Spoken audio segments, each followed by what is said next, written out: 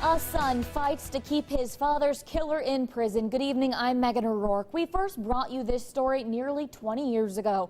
That's when Danny Clark of Bath Township was murdered while trying to protect two young girls being beaten by Mark Ledbetter. Right now, Ledbetter is serving a sentence of 15 years to life for Clark's death, but is again eligible for parole in January.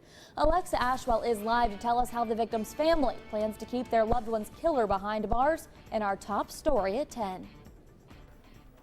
Danny Clark Jr. was just 10 years old when Mark Ledbetter stabbed his father to death.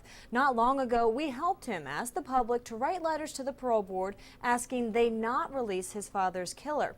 Tomorrow, he is taking those letters to Ledbetter's hearing. Danny Clark Jr. holds one of many letters he plans to take before the parole board in Dayton. I've got letters from prosecutors. I've got letters from friends, family. He says the letters explain why the sender believes Mark Ledbetter should not be granted parole after spending the past 20 years behind bars for stabbing and killing 42-year-old Danny Clark. Find the defendant, Mark Ledbetter, guilty.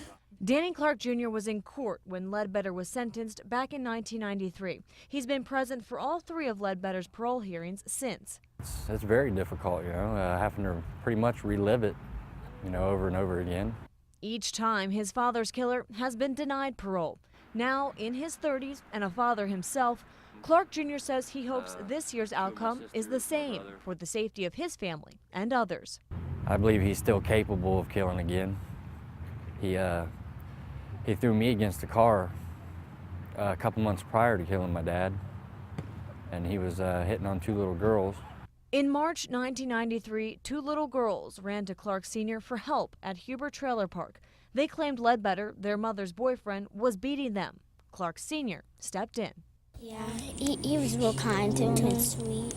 And he just showed us he loved us. And he loved us and we loved him. Clark Jr. is still haunted with unanswered questions.